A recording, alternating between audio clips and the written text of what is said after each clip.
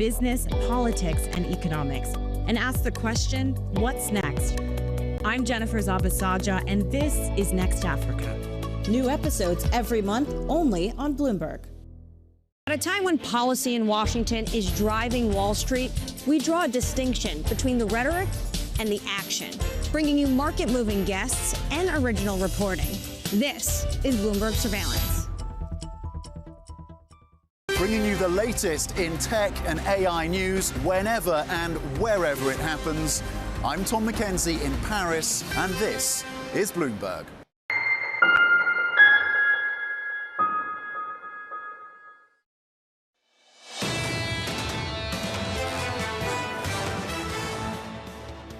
"25 basis points doesn't change a lot there from our perspective, especially if you do have a shutdown in October, which we do think is a high probability. You hear, the president being upset about weak labor, and jobs numbers. And then at the same time, right, he wants to have this lower tenure, so he wants a stronger labor market and a lower tenure, and those two things can sometimes be in conflict. That was Monica Guerra of Morgan Stanley on the program just moments ago, early this morning, on the Federal Reserve and the Fed's next move. The Fed's next move is in Jackson Hole, Wyoming, when the chairman gets the committee together and has a big conversation about the future. The elephant in the room is the political pressure coming from the other side of Washington, D.C., more specifically coming from the White House. This was the latest this morning. We've been tracking this story. The director of the Federal Housing Finance Agency, Bill Pulte, is urging the Attorney General, Pam Bondi, to investigate the Federal Reserve Governor Lisa Cook over a pair of mortgages. The president taking that story, putting it out on social media just moments ago, and writing this, that Cook must resign now. This feels somewhat predictable in some ways because there has been a focus of reshaping the Federal Reserve. Putting some of the allegations aside, it just highlights how fraught this meeting is in Jackson Hole at a time where there is so much political focus on reshaping the way that they set monetary policy. Framework review. How valuable is this framework review when we've got a lamed-up Fed chair and an administration pushing to change the Federal Reserve as an institution from the bottom up? Yeah, people will be asking that question, and how much does that threat kind of loom large over some of the way that these things are shifted? Look, a real question here, and this is something that the market is looking for, is how much credibility will whoever comes into the Fed continue to lend to the idea of independence, and how much will global leaders on central banks try to edify that message? Let's stay on this breaking news and bring in our next guest. So let's cross over to Seema Shah of Principal Asset Management. Seema, welcome to the program. Just want to build on this story just with you quickly. How do you view these developments, and how much pressure is on this institution going into Jackson Hole and their annual get-together? Hi, John. Yeah, I mean, look, that pressure is clearly building day by day. It's one of the concerns that we've had in the last couple of months, is that you're going to see more and more of a politicization as you have more and more people joining the Fed who would be more aligned with this idea that, come whatever happens to the economic data, there should be rate cuts. So it is concerning, and we are getting close to a numbers game. We've already seen Steve Myron talking about 50 basis point cut. We've already got a number of Fed committee members talking about the 50 basis point cut potentially as a way, to advertise their availability to be the next Fed chair. This is getting to a numbers game. So I don't think, typically in a normal time, we wouldn't put too much emphasis on this latest news, but I think that this is a little bit more meaningful than what you would traditionally see. Is it having an effect? I think that's the ultimate question for a lot of us in markets. When you look at market-based expectations of inflation, Seema, do you see them becoming unanchored in any way, shape or form off the back of these developments? I don't think they're entirely becoming unanchored, but you are seeing this creep higher. So much is going to really depend on what the Fed chooses to do at the next meeting. The 25 basis point cut seems absolutely set in. If you're starting to veer to a 50 basis point cut, then I think you're going to get into slightly dangerous territory where people start to say, well, look, what in the economic fundamentals really justify that emergency size cut? And once you get to that point, then there's going to be question marks about inflation expectations. You get a push up in terms of term premia. Then you start to get to a point where actually the rate cut begins to backfire, and you could see the upward movement in 10-year Treasury yields and further up in the long end. Seema, what are you hoping to hear on Friday when we do hear that speech from Fed Chair Jay Powell at 10 a.m. Eastern Time? Is there anything that he could come out and talk about, or would likely come out and talk about, that would alter the way you think about investment heading into year end? Unfortunately, I don't think there is that much that is going to come out from Jackson Hole, which will be a real game changer. I think what we're likely to see, in a way which could be more impactful, is hearing from all of the other central bankers pushing back and really defending the Fed about the importance of independence. Now, in terms of the framework, to your point earlier, talking about a new framework when it's an outgoing Fed chair, and there's a ton of criticism with the potential for the makeup of the Fed to be fairly reshaped over the coming months. I do think that markets are going to treat it with a little bit of caution in terms of how much they're going to read into it and how much they're going to change their pricing off the back of that. It seems like right now markets are coalescing around the idea that this isn't an incredibly strong economy in the United States. It's not an incredibly weak one either, but it's one that could warrant rate cuts in the near future. I'm just wondering how much you think that people are overlooking the weakness side of things that might drag down some of the valuations just on basic economic principles. I think it still does appear in economic forecast. I mean, when we do our downside scenarios, we're still allocating a 30% probability to a recession. So it is not, I think, completely ignored. But certainly if you're looking at the roll call of economic data, as you said, there is a cooling economy going on, but we're not seeing really clear signs that there is a meaningful slowdown. We are getting to the point where over the next 2 months, the economic data should give us a much clearer picture of the impact of tariffs. But, there's so much more to be said in terms of watching how the consumer is performing even before they start to maybe potentially feel the impact of higher prices. So we are at that bit of a cusp where it makes sense, certainly from my perspective, that maybe the Fed should start cutting rates. It's a question of how much they're going to cut rates and how much of the data dependence is starting to flow out of the Fed and maybe a little bit more politics coming in. Seema, appreciate your time. Seema Shah there of Principal Asset Management. Got to take a beat. The calendar's shaping up. You know what it looks like. Jackson Hole Friday. Payrolls first week of September. CPI after that a week later. A week later, the Federal Reserve meets. Data could change the story all over again. Could completely upend this whole conversation just like that. One payrolls report. I'm just thinking about the conversation that we had earlier this morning about the seasonality and how we've seen this movie before, that the first half is relatively weak and the second half is relatively strong. And that's my question. How much do we get head fakes here, given the fact that there are a number of influences, in particular the one big beautiful bill, that kick in later this year? Jackson Hole just got a little bit more interesting for you and the team. Look, I'm fascinated to go there. I want to see what they think about this labor market, how they're measuring it. I want to know, and I'm very excited to go hiking. Travel safely, Bramo. Thank you. And enjoy the hike too. Looking forward to your coverage alongside TK. Coming up tomorrow, John Stolfus of Oppenheimer, the former Fed Governor Betsy Du, Tom Tsouras of Strategas, and Megan Robson of BNP Paribas. From New York City, thank you for choosing Bloomberg TV. This was Bloomberg Surveillance. All right, okay, ready? David, what initially sparked your interest in this topic of longevity? 15 years ago, I turned 60, and I began to wonder how much longer I'm likely to live and what I could do to extend my life. On longevity, I talk with the leading experts in science and medicine to educate people about how they might be able to change their conduct so that they can live a happier and healthier life. I'm David Rubenstein. Join me on a 4-part journey as I explore the great quest for longevity, only on Bloomberg. Let me break down our CapEx into the buckets that we spend. Big part of it is to expand our reach of fiber. You cannot wait until there is certainty to build that. These have long lead times that require you to have conviction about where demand is going. Another bucket is, as more people are on our network, we also have to add more coverage and capacity. It's almost like a variable expense. Third, we are modernizing our wireless network right now. Through the investments we're making, we are driving down our unit costs over time and providing more capacity to serve the demand that we think is coming. Do you have less confidence in that 3-year plan now than when you first came out with it, given that some people are having trouble deciding how things are going to look in the next 3 days? No, I really don't. I look at the nature of our business. It doesn't matter the economic cycle. This is a critical goods or service, and we have every confidence demand for it will remain. Will it be harder in a more challenged economic environment if that ends up being the case? Of course, but remember, we are investing at record levels. Slight moderations of that would allow us to deliver a lot more incremental cash to the bottom line. So I have every confidence we're going to be able to deliver our guidance. You've said 25% last year, I believe, of Google's code is AI generated. You have over 180,000 employees right now. Is it half that in the future?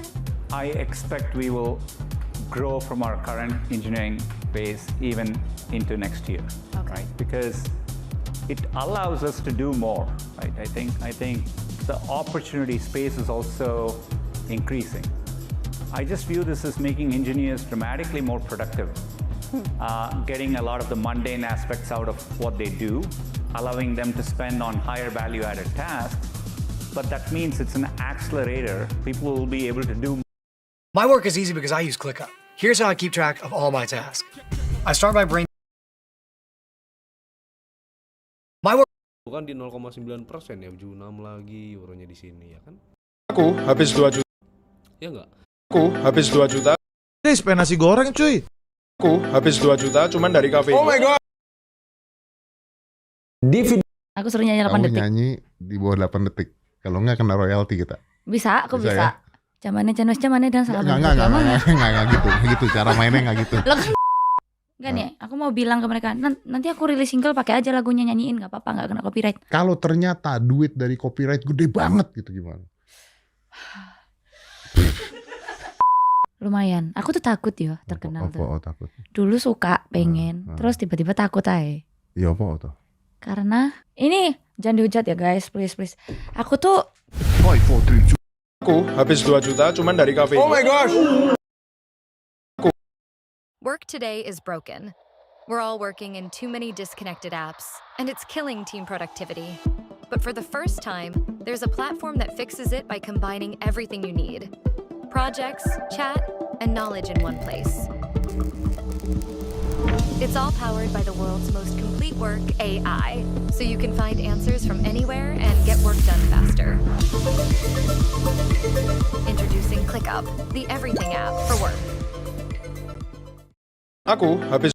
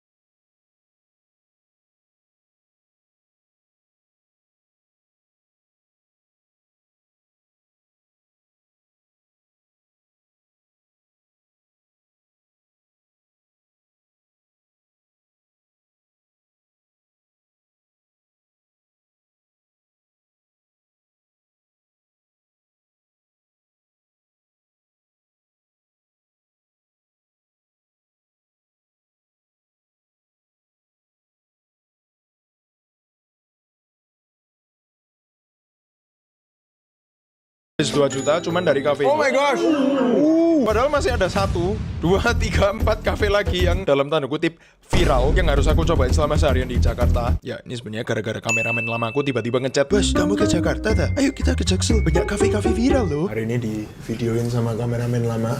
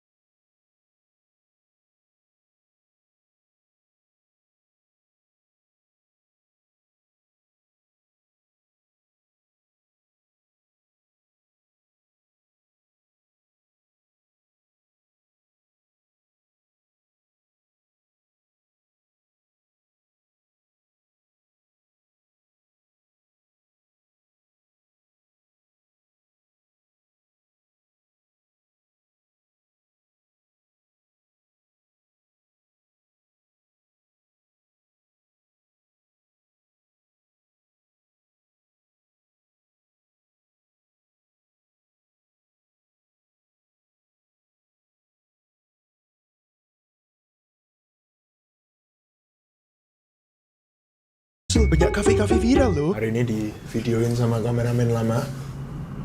Skandal. Kayak pingin ya. Cuman kalau yang "Bos, kamu ke Jakarta tak? Ayo kita ke Jaksel." 2, 3, 4 kafe lagi yang dalam tanda kutip viral yang harus aku cobain selama seharian di Jakarta. Ya, ini sebenarnya gara-gara kameramen lama. Trading bisa.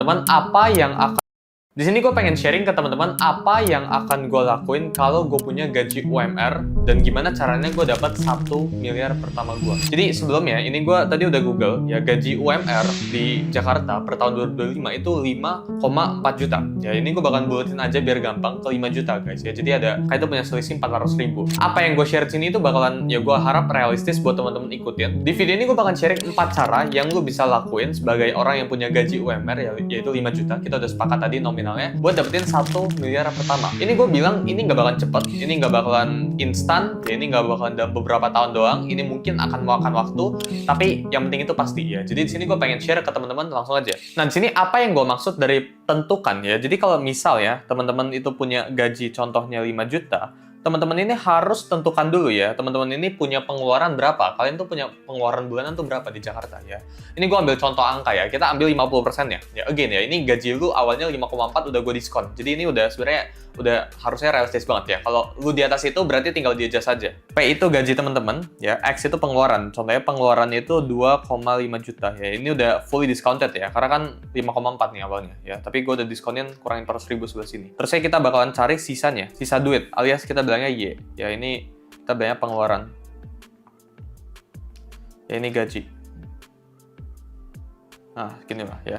Nah sisanya itu kayak gimana, kita bakalan kurangin P kurang X ya, jadi kita bilang 5 juta gaji yang lu punya dikurangin 2,5 lu dapat hasil 2,5 juta. Jadi kita udah dapat sekarang sisanya. Sisa ini alias Y ini yang bakalan kita pakai ya. Jadi gue anggap 2,5 ini kita nggak bakalan pakai. Gue nggak bakalan suruh kalian buat hemat dan sebagainya. Meskipun sebenarnya kalian bisa hemat ya. Coba kalau kalian bisa hematin dari pengeluaran teman-teman alias X-nya, lu hematin ya lu hematin ya. By the way ini berlaku juga ya, kalau misal gaji lu 10 juta dan sebagainya, lu juga bisa pakai rumus ini ya. Jadi kita bakalan mainin alias kita bakalan puterin uang dari sisa pengeluaran kita ya. Dan sini gue bakalan jelasin gimana caranya sisa ini bisa jadi 1 miliaran dalam beberapa tahun ke depan. Karena kesalahan kaprah yang teman-teman sering lakuin dalam dunia let's say finance ya, dalam mengelola uang, itu teman-teman selalu invest what's left. Maksudnya gimana kalau misal lu sekarang ada 5 juta, ya ini tanggal 1 sampai tanggal 20, ini udah spend 4 juta, sejutanya ini lu baru investasikan. Nah itu salah kaprah. Jadi lu selalu harus kotak-kotakin finance lu. Lu harus selalu invest apa yang lu dapetin dulu, baru itu jadi uang lu. Ya, ini kata-kata ya dari Warren Buffett ya. Do not save what is left on spending, but spend what is left on after investing. Ya, yang tadi gue jelasin ya. Misal ini kita lagi terapin nih ya rumusnya. Jadi kita bakalan spend alias kita bakalan cuma ya invest segini Lu dari duit 5 juta ini, ya kita bakalan invest, ini buat diinvestasikan yang bakalan gue jelasin nanti. Jadi setiap kali lu terima paycheck nih, setiap kali terima 5 juta, lu langsung sisihin, lu langsung investasikan 2,5 juta. Lu jangan spending dulu, terus akhir bulan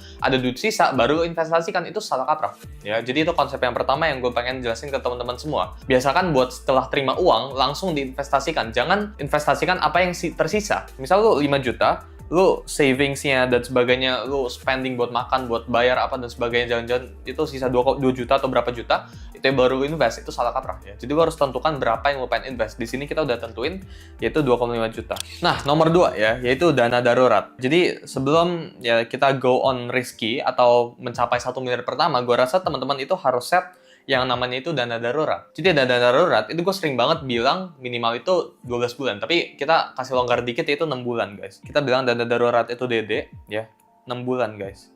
6 bulan dari pengeluaran ya. Jadi teman-teman ini harus punya uang ya, dana darurat. Let's say kan tadi pengeluaran gue 2,5 juta kan.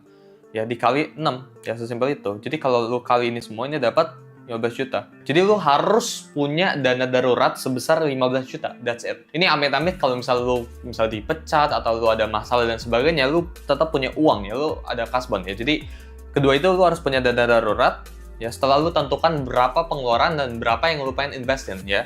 Jadi kalau kita rekap nih dengan gaji 5 juta dengan skenario gua, kita udah tentukan yang bakal kita invest itu 2,5 juta. Yang bakal kita spend itu 2,5 juga ya. Dana darurat kita itu 15. Gimana caranya ngumpulin dana darurat ini? Ya lu tabung ya, misal lu pakai bank, terus ya lu taruh ke investment fund ya, misal lu kayak ini gua nggak sponsor ya, misal lu taruh ke Bibit, lu taruh ke mutual fund, lu taruh ke MyBCA, lu taruh ke Welma, bebas ya. Intinya lu harus punya dana darurat sebesar 15 juta. Nomor 3 ya, cari side hustle. Jadi setelah lu punya dana darurat, setelah ya, kata kunci ya, setelah lu punya dana darurat, lu baru mulai cari side hustle. Jangan yang namanya itu kebalik guys. Jangan lu belum ada dana darurat, lu udah cari side hustle dulu. Karena side hustle itu risky guys. Lu harus selalu meresikokan either uang lu atau waktu lu. Ya belajar buat lu, gua rasa cari lapangan pekerjaan baru ya. Misal lu side hustle, lu pulang dari kantoran, ya misal lu dari jam 9 sampai jam 5, lu cari kerja di kantor, terus sisanya kan masih ada jam ekstranya, mungkin 1-2 jamnya lu bisa jadi Gojek, atau lu jadi apapun itu lah, itu bisa. Ini by the way gue ada kasih tips ke teman-teman ya, jadi misal lu Gen Z, terus lu pengen hasilin 10 juta per bulan, itu ada videonya. Nah buat masalah side hustle ini, gue ada jelasin terlebih di YouTube video, yang menarik sekarang, itu yang keempat, yaitu mulai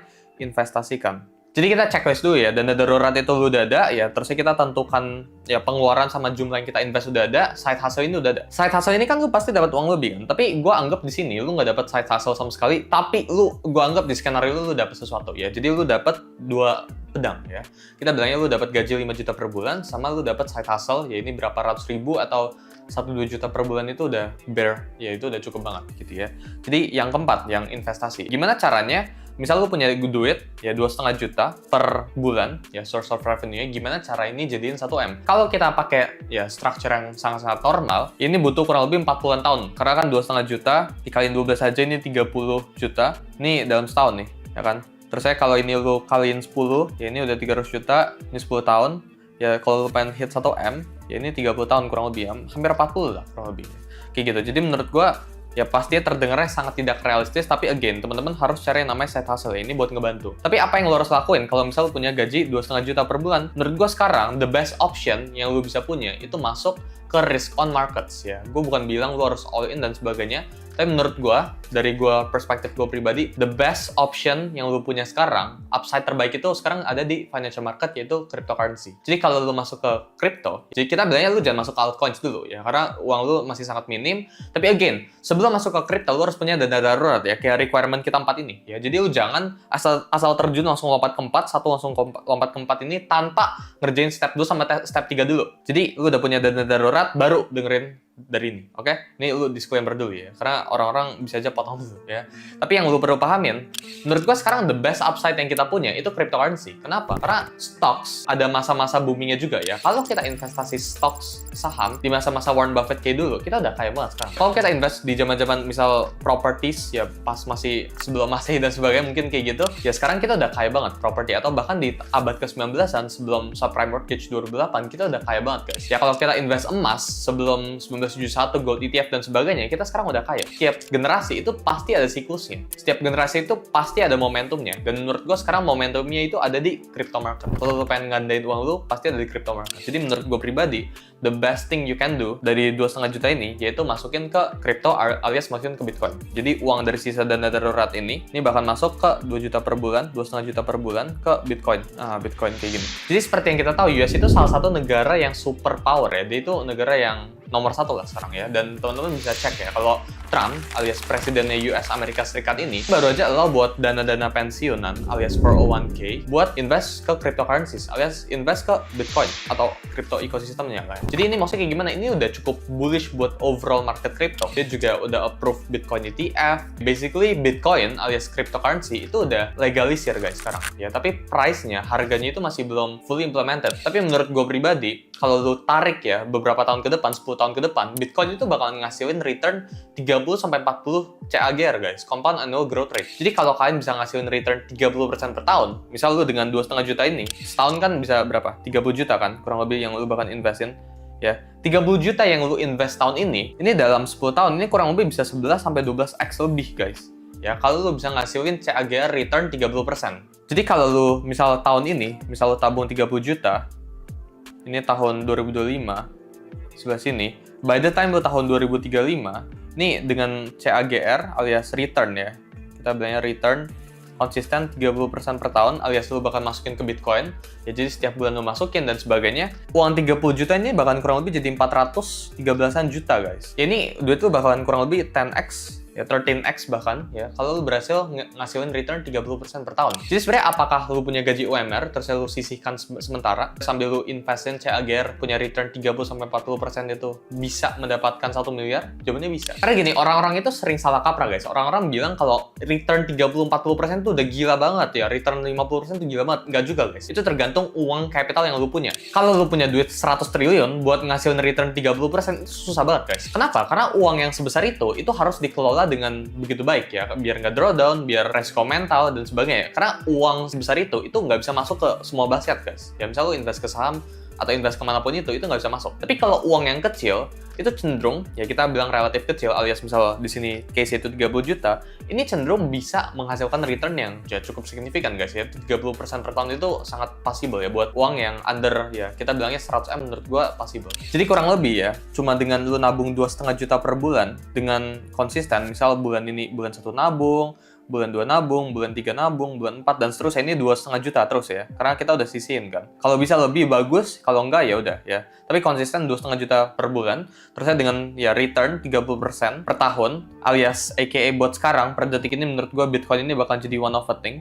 Karena again, kita udah discuss ya baik banget teknisnya, kalau negara ini udah ngelegalin Bitcoin ya, beberapa ya orang-orang gila kayak Michael Saylor itu project kalau Bitcoin itu bakal jadi puluhan sampai ratusan miliar by 2040 dan sebagainya. Ya ini forecast dari nama itu Michael Saylor 2045 dari harga Bitcoin. Jadi menurut gue cukup realistis buat kita hitung return 30% per tahun. Kalau lu nggak bisa dapetin return 30% per tahun atau lu nggak percaya sama crypto atau Bitcoin ya nggak apa-apa. Tapi yang penting lu bisa nyari return kurang lebih 30% per tahun. Yang penting jangan lu tradingin terus lu bakar duitnya jadi nol. Ya, yang penting jangan di all in futures leverage dan sebagainya. Ini butuh pelan-pelan, tapi berdasarkan hitungan gue, kalau kalian bisa dapetin return 30% per tahun ya dengan gaji 2,5 juta, ini cuma butuh 8 tahunan. Ya maksimal 9 tahun buat dapetin 1 miliar pertama ya. Jadi apakah ini lama? Iya, tapi apakah pasti? Pasti. Karena kita di sini pengen carinya itu safety guys ya. Buat seorang yang let's say gaji 5 juta dan sebagainya punya duit 1 miliar itu fantastis guys ya. Dan kalau bisa achieve itu dalam 8 sampai 9 tahun, ini gila banget. Again, ini semua dari tadi yang gue share ke teman-teman dari awal video ini bentuknya itu dalam rumus guys. Jadi lu sebenarnya bisa reformat ya. Jadi kayak mulai dari tentukan, ini kan kalau gaji lu 10 juta lu tinggal ubah angkanya semuanya ya. Terusnya dari dana daruratnya lu bisa tinggal ubah. Ya, side hustle-nya tinggal cari side hustle ada dalam videonya kita ya. Yang langkah Gen Z menghasilkan 10 juta itu. Jadi sebenarnya baik banget options buat teman-teman di sana. Tapi buat kesimpulannya, teman-teman sini buat yang punya gaji UMR atau apapun itu yang mendekati itu bisa dapetin 1 miliar pertamanya kurang lebih dalam less than 10 years, dalam kurang dari 10 tahun kalau ngikutin semua step ini. Jadi gue rasa itu aja buat video kali ini. Semoga video bermanfaat. Kalau bermanfaat jangan lupa buat like. Sampai jumpa di video berikutnya.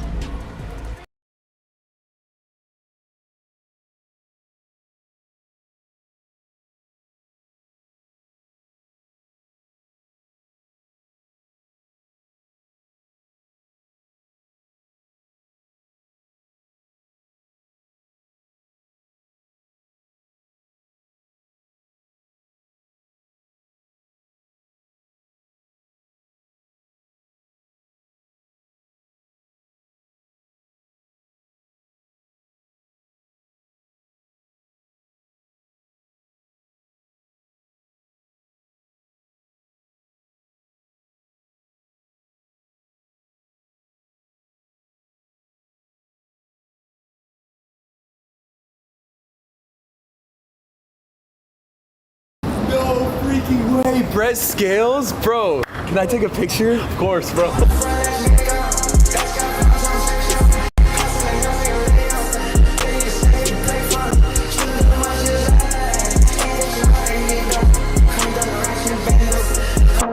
Alright boys, well, SVR as of right now, still in the shop. They came to the diagnosis today that it may be the thermostat, so they're looking to replace the thermostat. In the meantime, we got this bad motherfucker.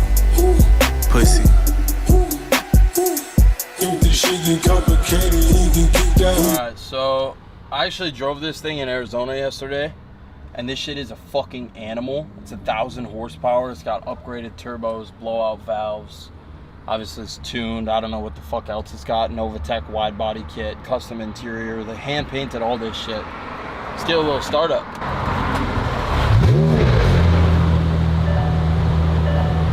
Nasty work. Bro, LA's fire. The weather here, like the air, like I don't know. LA's just valid, bro. It is. The only thing about LA is there's definitely like a dark energy in the air, but I'm here for what, like fucking week, so I'm gonna enjoy it while I'm here.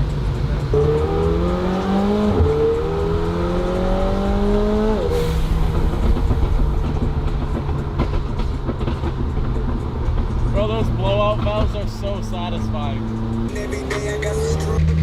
Right, everyone. Spent $40 for 2 smoothies, but the shit low-key good. Comment down below if you're gonna be at Car Week, because I'm gonna be there. So I'm shipping my 3RS so that I at least have a car if the SVR's not done. They thought maybe, oh, it's the body kit not getting enough airflow, so they tried a whole bunch of stuff to increase airflow. Didn't work. Then they retuned it to like a factory Lamborghini race tune. Didn't work. Now it's at Lamborghini. They think it might be the thermostat.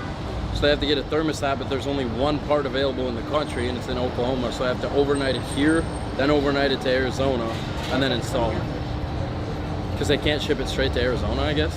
Yeah, it's stupid. They've been cool about it, yeah. Like, oh, we feel really bad. Like, they gave me this car for free to like use. Your grandfather created Fiji water? He's messing with me, right? No, he did. Show me some proof. I need proof. What are you doing in LA? I'm filming some shit out here. What the fuck, bro? My man, Yo, let me wait. get a picture of the inside. Dude, I got you. Bro. I got you. Is this his new whip? Oh, they just gave me this while mine's in the shop. Oh. Because the SVR you saw? Yeah? Yeah, that's in the shop. So they gave me this to drive while that's in the shop. Dude, it's amazing seeing you here. Nice Bro, to meet let you, me bro. get a picture Of real course, quick. Dude, of I was course. just like going around LA. He didn't believe that my grandpa was Fiji water. Who? Him. Him? Yeah. Bro, of course, bro, come on. Here, let me get a picture. Dude, thank you, bro. bro. Of course. Dude, sick ass whip, bro. Hey, it's you not sure it's mine, not a but rental, thank bro? you. No, it is. It's a loaner. It's a loaner. They gave it to me while it's in the shop. So it is a rental, technically. Yeah. Bro, Nice it's bro, fuck, like, what are you doing in LA? Like, I don't get it, bro. Just in Miami, like, a couple of days ago, bro. Like, fuck. Good to meet you, bro. You don't like I'll it? try. Next time you're never I'll try. see it, okay? All right. Sounds Deal. good. That's the great. The right, we have the bombing. The last one is shooter. You can shoot in. Everyone racing, they're all building in your area. That picture will be like, hey. Oh, no, don't say it to me. The flavor's good, but the texture is Still don't, not quite. Yeah. So basically, you're setting your campaign up, So and then you it's can not target. that. No, It's super easy. 5,000. Tutorial on YouTube. Look up ROAS Brez on YouTube. There will be tutorials on how to do it. Yeah. Rose and bread? ROAS Brez. Rojas bread? ROAS Brez. Yeah. I have breast too. Breast? Oh. Not breasts. Not breasts. Brez. Like B-R-E-Z. Yeah. It's on camera. You gotta make it funny. I don't know who gonna watch you. W Clip Farm. Exactly. I don't know what watch you. Come on, I'm Chef Hilo, and he's idiot.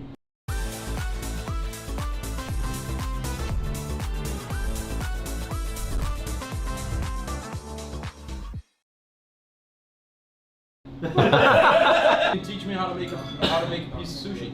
Okay, and then you gotta. And you get promo. Your sign's right there in the background. I already shouted you out. I told him to come to Am I gonna Hilo. promote you or you promote me? Maybe the other way around. No, I promo you. Oh.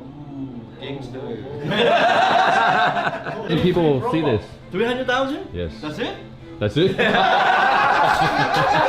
Oh, wash your hand first. Oh yeah. Hand sanitizer. Hold on. How do you turn? You don't know how to turn on the faucet. You gotta be smarter than it. They don't even. Oh, that's right. Brez food reviews back at it again, except we're the one making it. Kimchi, you eating this? Slice it, yeah? Yep. Do not cut your finger. I don't have insurance cover you. Go all the way down, not too hard, and flip it. Okay. Well, it's pretty good. He's not that dumb as I thought. Maybe I speak too soon. Look at that. Nice! Okay, I didn't get it all the way. You wanna hire me? No. I think people is watching is laughing at you right now. Stop No. laughing behind the TV or the YouTube. Oh. Let's go. Let's go. Oh, I flipped it the wrong way. So hold this, flip them. Yes. Rice ball. Put it right in the center. Use 2 fingers together. Push it. 2 finger. Push it. 2 finger. Push it. 2 finger. Push it. 2 finger. Push it. 2 finger. See it? Are you sure? I don't know. That much? Oh my gosh. You make a hand roll? So push it. Yes. Where's your fish? Is that good or is that? Oh, I shit? think it's great. I think it's delicious. This Michelin star sushi right there. Ta-da! He didn't trade. Like Picasso. Perfect. And one more. Wow. Master Chef. I should have made one for you to try. I'm good. Dude, no wonder it looks so ugly. Don't knock it till you try it. Don't knock it till you try it. Let's rate it. Let's rate it. I like Matt. Matt's my boy. No wonder it's ugly. First bite. Fuck yeah.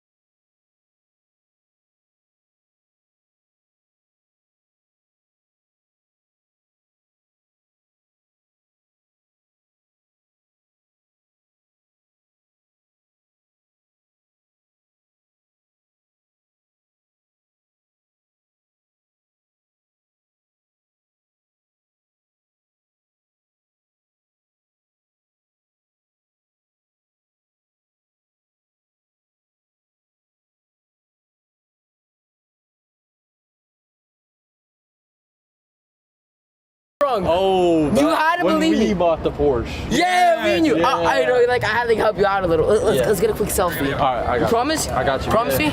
Cheese. Say cheese, okay? Cheese. All right. Good to meet The you. ladies are gonna love this one. Yeah. Okay. Wait, where's TJR? We're gonna harass him. Yeah, I want to harass him too. left. What do you mean he left? Yeah, he left. That was left. No, on God he did. 360? No. Can I have it? Can Can I have your number? Triple rod, come on the back. Triple rod. No. Snapchat? What's up, Mama? Of course. All right, boys. As a resort for my Aventador now being sold, I shipped the GT3 RS from Miami to LA. So I decided to actually do this like a week ago. I was like, in case the Aventador isn't fixed, I'm gonna ship the GT3 RS so that I have at least a car for Car Week. Thank God I did that, because now the Aventador SVR is sold, so now we still have a car to take to Car Week. They're supposed to be dropping it off right now. I do not see where the fuck this dude is at. They're supposed to be somewhere around here. What do you say? Almost there. Man, you told me 12 minutes, 20 minutes ago. Finally, bro. I haven't drove this shit in a minute. The key? That one's no work. The key or the car? The car. The car's battery's dead. Yep. You know how many jump? Huh? You know how many jump? No. Bro, what? The car's battery's dead? Yeah. How? I started perfectly fine loading it onto here. Yeah. I don't know. Maybe the alarm connects. Bro, I've never had the battery do that before, ever. I know how many jump right now here. Man, this is a Brez effect, bro.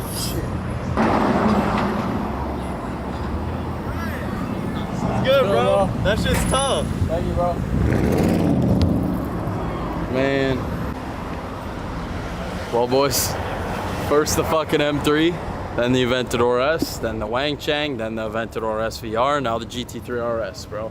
It's just thing after thing after thing. Shit is fucked, bro. Hopefully, I mean, they're gonna try to take it somewhere where we can either get the battery replaced or just throw it on like a tender and shit should be green. But I need to get this car before we go to Car Week, because I need a car for Car Week. I shipped this out because it was my last resort to have a car for Car Week, and now I don't have a car for Car Week, bro. It's the Brez effect, bro. You can't make it up. At least give me a sub to make me feel better. Subscribe below. And subscribe to my second channel where I teach you guys what I do for a living too. Bro, it's just how it is, bro. It's just how it is, yeah. Every supercar I get just destroyed. That's just how it is. Life ain't fair, man. I'm retiring. I'm just... Fuck, bro, you might just have to walk. Bro, the ref just keeps doing something, bro. Every time the ref has to call foul, bro. The ref is doing something. The ref is doing too much, bro. Yeah, they low-key. Yeah. They're doing too much, bro. Like, the ref is in favor of the other team. paid the ref, bro. Grown-ass man, 20 years old, can't buy a Bugatti. He low-key has a point. You gotta lock in, bro. 20 years old, can't afford a Bugatti. I'm behind. Who's it gonna be? Who's it gonna be? You think it's you? I got Fredo. I hope not. I lost this shit 2 times in a row. I want silver. Silver? Yeah. Oh, fuck. That's you? Yeah. Oh, man. Free dinner, man. Free dinner.